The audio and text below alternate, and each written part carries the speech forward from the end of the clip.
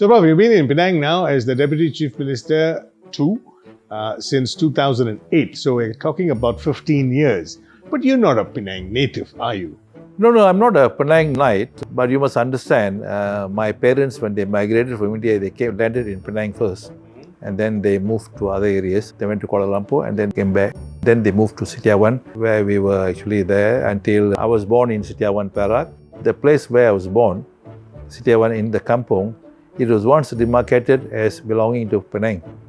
Dindings came under Penang. Oh, part of the Straits thing. Part of the Straits settlement. So when people ask me, actually you're not a Penang Knight, you're actually from Perak, I say yeah, but earlier, if you look at the area, that was demarcated under Penang. And much later, I think it came under Perak. Okay, right. Then we know you're a native of Penang already.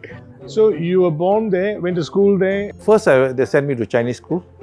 I spent about 6 months in Chinese school in my village. I spent another 6 months in a Tamil school. Right. I suppose I was underage then. Right. You need to be 7% to a primary school. And subsequently, I was transferred to ACS school in Setiawan, Perak. And my sister, she got married, she moved to Tulintan. She told me, why don't you follow me? So I followed her. And then her husband was transferred to Johor, Kota Tinggi. Then she told me, you might as well come with me. So you followed your sister? I followed my sister. After finishing my Form 5, SPM, so I got a place in Form 6, Maktab Sultan Abu Bakar in Johor Bahru. That was called the English College. It was known English College. I decided I wanted to go to New Zealand. I was interested in journalism. I don't know why you ask me now. Well, we know why. I mean, every morning you put out at least 2 articles a day, even today, right? Later I realized why I chose that profession.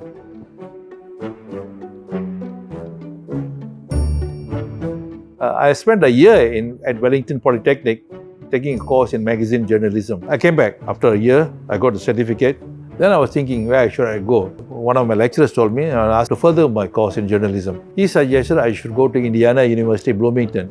They accepted me for a degree course in political science and journalism. Subsequently, I got a scholarship to McGill to do my master's in political science. Right, but not journalism at the time. No more. I actually, at some point, I dropped journalism. I think once you started studying at Indiana University, Bloomington, political science and journalism, obviously the political science is far more exciting. Much more attractive, much more exciting. Right.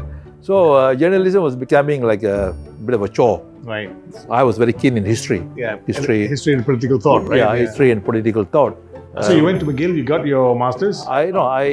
What happened was I got a place in McGill and they gave me a scholarship or a teaching assistantship.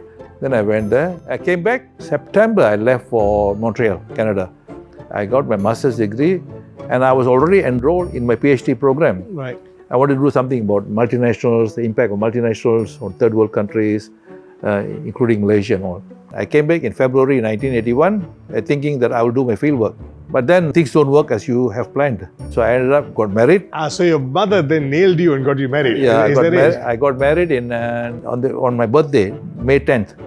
1981. So after you came back, you had your master's degree, but you hadn't done your PhD yet. No.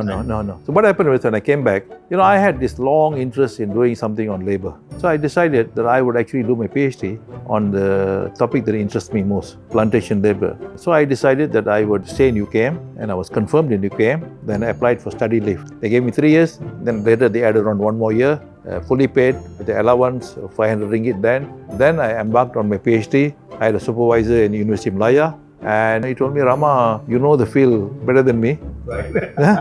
So you just come and give me your draft. So I worked for 5 years. It's all field work. So you had to go into the plantations, have a look at their plight, look at their... Yeah, I had to, what happened was from 1981 until 1984, 85, I had actually done a lot of field work on labor struggles, labor agitation, labor grievances in the plantations in Pahang, in Selangor, in parts of Perak, and so on and so forth.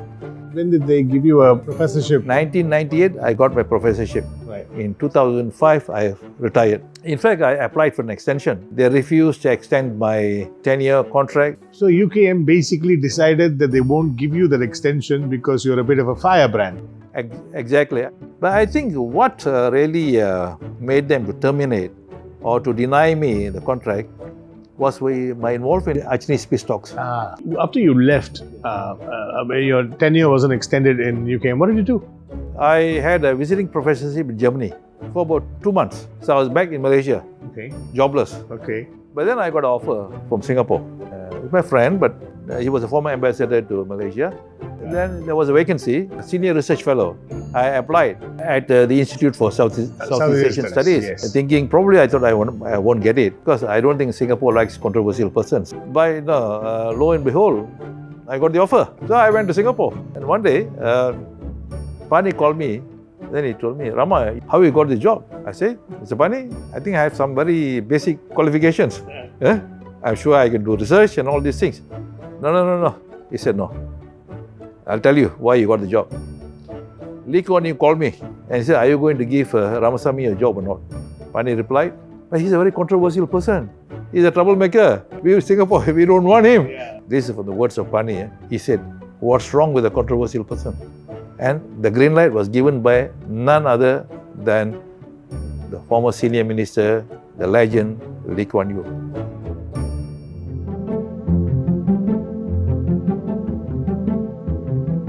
Prof, just, you've given us this thing about your beginnings and your academic, career, a few controversies along the way, not getting a job in Malaysia, having to go to our, greatest enemy, Singapore, and work there for a while.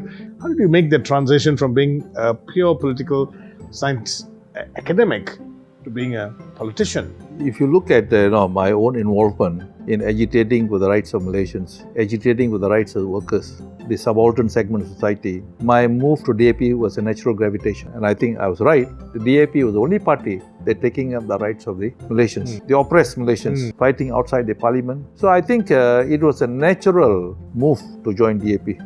DAP was a party that was agitated for reforms, fought for the rights of the workers, others. So that is the DAP, and that's the party I want to belong. Not because I thought then that DAP would be taking power. Right. This was never in my mind. But even when you all took power, I think first state was Penang, it was a shock to everybody. Even though people like me who voted in Penang, we were shocked. We want to deny Barisan Nasional 2/3 majority. That's all. Yeah. We didn't even say that we're going to take power. Right. Because we were very, very guarded in what we say. Right. Anyway, it turned out in 2008, we won. Yeah. We won the state government. Right. And then we were forming the next government. Yeah. Right. So this progression because of the work that you've done, both your academic work plus your activism to help plantation workers, led you down this path, coming to DAP. At that point, when you joined the DAP, 2005 or so, were you interested again in doing like what you did in Aceh and Sri Lanka and other places, which was just to do the backroom work, give the information, be an academic? Because many political parties have academics who are part of their structure, but they don't take the lead in everything, but they do the background paper. Because the reason why I'm asking you is because to be a politician, for the lack of a better word, you have to be a different animal, really. Was it hard for you? I mean, that natural progression? No, the transition was not hard because I was not an academician in a sense. A person would be confined to the rooms and did research and wrote books. I was much more of a political person.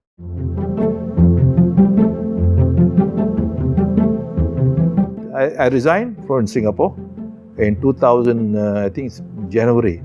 Election was coming in March 2008, and the party, in fact, Mr. Lim Guan Eng told me, no, Prof, you can come and maybe you can stand in Batu Kawan. So I asked him, where's Batu Kawan? Penang. And, so you didn't even know where Batu Kawan was? I gave a 2 weeks resignation to my director, Pani. Pani was actually very reluctant to accept. He said, Rama, why are you going? What prospect is there for you? I said, Pani, how long can I stay in Singapore? Singapore is a great place working. But my family... And so your heart is My heart is there. I have to go back. By January, February, I was already in Penang. Looking at Penang. Getting a lay of the land. Prepared for the elections, in March 8, 2008. Yeah. They gave me Batu Kawan parliamentary seat. Subsequently, they also asked me to contest in Perai. Right. But when they gave me the Batu Kawan parliamentary seat, I didn't know Ko Sukun would be contesting. The sitting chief minister. I said, I had it. That's it, I'm going to lose to the chief minister. I was convinced I'm going to lose both seats. Right. Perai was a MIC stronghold, right? Perai was a MIC stronghold. Right. And, I thought, being a novice in this political... first time standing for election, I thought I had it. Right. How to beat the incumbent chief minister, Ko Sukun. Perai, something I'm familiar with, I'm a new candidate. Nobody knew me then, Right. Just they thought there's one bearded professor is coming to contest under DAP. I mean, you had some name recognition though. I did. Many people knew who P. Ramasamy was as an academic writer. Not at the New Village, Chinese New Village. I mean, these are the people who are going to determine whether you win or lose. Then in Prai, all these areas. Anyway, I think I won both seats. Both seats, yeah. You won with a good, sizable majority. I got a 10,000 majority against Kosukun. It was a tight. It's not so much. It was a tsunami, right? It was a tsunami. I think the DAP, we all were beneficiaries. The next, we were forming the government in Penang.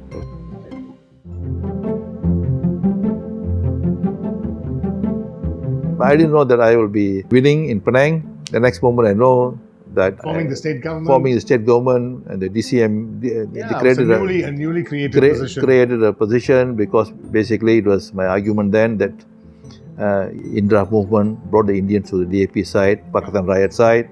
Well, I mean, as a Malaysian voter since 1994 was my first time I voted. 2008 was like a watershed.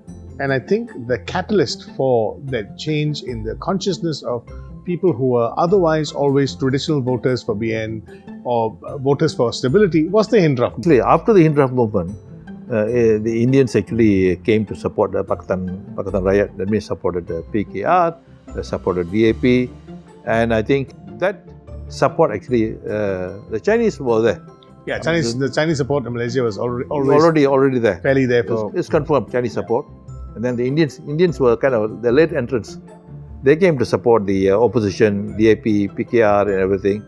And this is precisely the reason I made a request that they should have another deputy minister's post for India. Deputy chief minister's post. And then we had a lot of discussion. And eventually it was confirmed. They asked me, you should take it out. Then I say, it should be Indian, could be anybody.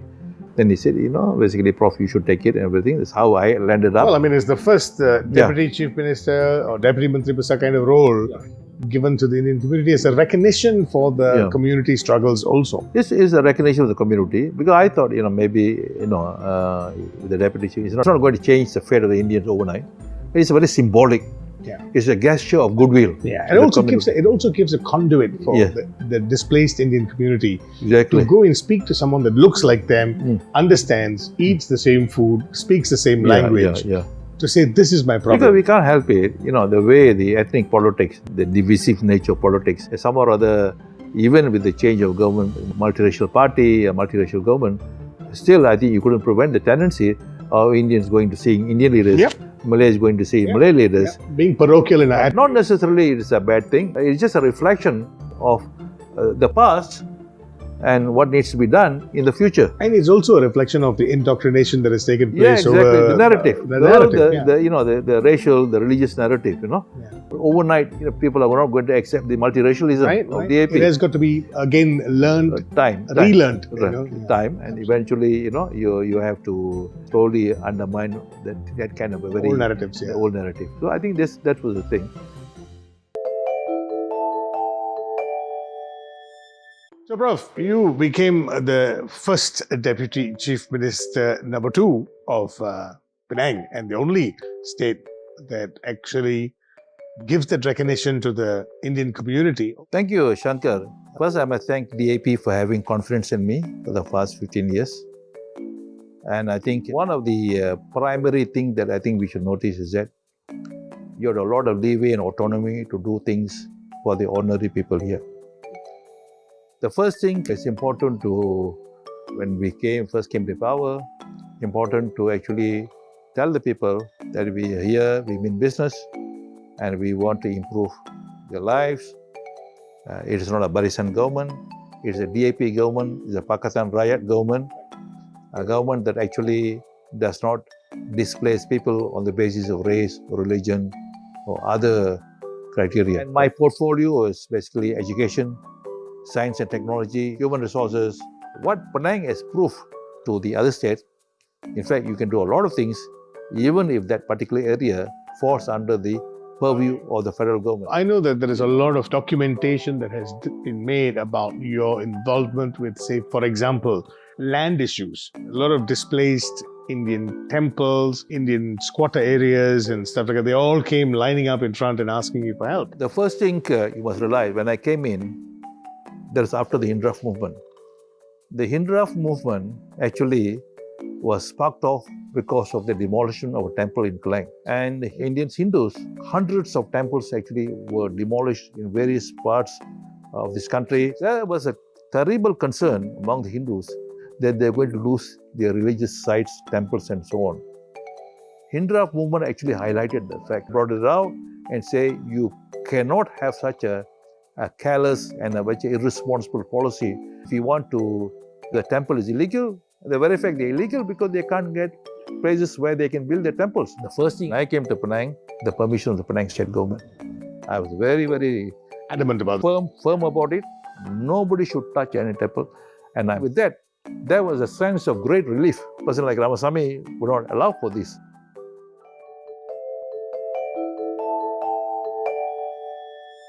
I mean, you revolutionized since you took over in 2010. I mean, I understand a little bit about how the Endowment Board works. I mean, firstly, rather controversially, in 2017, you came up with a new chariot. Yeah. That really upset a lot of old-timers here. But, a lot of people who understood the deal. My primary concern was how to use the revenue of the board to actually help poor Indians. And by recent time, there are hardly any scholarships given or financial assistance. I was very concerned. How do you ensure the board plays a very Kind of a pivotal role, yeah. primary role in actually giving funds to our poor Indians? And every year we have the chariot. There's one chariot, the silver chariot, run by the Chettiars. Which is running for 200 over years. Yeah, they say 231 160 years. I had no quarrel with them. It's just that when the chariot runs, there's a lot of donations to the chariot. And my question is, you're taking the donation, but these are contributed by ordinary people. They're not contributed by Why don't you give some back? Chettiar community.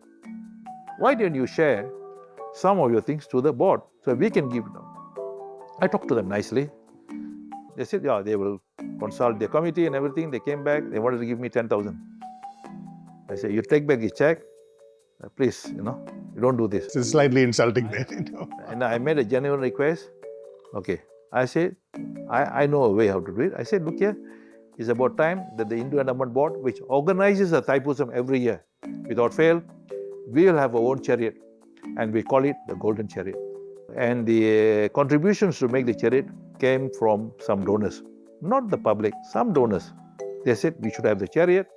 And not because there was a call, not because there was a religious call. I thought, I need to look at the question of how to assist the Indian community. So 2017, despite all the controversy, despite all the attacks against me, I introduced the Golden Chariot. If I had failed in 2017, I would have resigned. But anyway, the chariot was there. Triumphant success. Tremendous success. It was pulled by the devotees. That was the kind of affiliation. That was the kind of attachment they had for the chariot. I also remember in 2017, 2018, I think it was 2017, 2018, when the first time the chariot, I ever saw money being counted. Because you had Facebook Lives running everywhere about how much money in donations are coming in. Whatever collected will be transparent, it will be counted, and then we will call for a press conference and declare how much we have collected. The donations from the chariot will go financial assistance of students and welfare. So, Prof, you've been the Arun for Prize since 2008 and the Deputy Chief Minister too since 2008. This 2023, 15 years now, 3 terms. So, isn't there a kind of tacit policy within DAP that after 3 terms you shouldn't be holding a job except if you're the Secretary General or whatever, some special rules? But you've come up and said that you still have some juice in the tank and you'd like to do another term right now in power. So when a political party matures in power, you have a lot more people wanting to take on jobs and asking for things. What do you say to all this? Thank you, Shankar. This seems to be a kind of a hot topic now. Yeah, I've stated actually, publicly stated that I would like to go for one more term. Not because I want to stay on here for perennially. I have to go off certain point. The other things I want to do later. And the reason actually why I want this is because I have 2 major projects for the Penang Hindu Endowment Board. One is a cable car. We have already been talking. to the company, create a cable car from the base to the hilltop. Hilltop Temple. And the other one is the road project, which we are actually working with the Ivory property, that eventually the road become a gazetted road. Right now, the road is illegal. We don't allow people to go up because it's very dangerous. So much so the road is quite perpendicular, and there have been a very serious accident some years back. Apart from that, I think there are a few other issues I want to settle before. So this is something I started, something I want to finish it. What I've started, and the reason is, this has been the kind of project that I planned a long time ago, and I want to do it. In fact, there's also one Tamil school in Bagan, and we are working towards establishing a school with a license from Kedah. The payment towards that by building low-cost houses. That to me was, in fact, today I met a reporter and he was telling that was a stupendous project by the state government. You also have a lot of projects ongoing at the moment. Yes, like yes, you have yes. School projects. I know that IITM, for example, the Rajaji School. Rajaji School. The rebuilding, we're having that discussion. Rajaji School is kind of the school that we are going to build for Rajaji is the first of its kind in the country. State government has given the land, which is worth about 29 million. It's going to be a smart school. It's going to be a green school. And the school is going to be built with private money, company money. We're not going to depend on the federal government. I think there is no real policy. A person has to go after 3 terms. I think it's up to the party. I leave it to the party to decide. And I cannot stay forever. I'm just saying that I would like to go for one more term.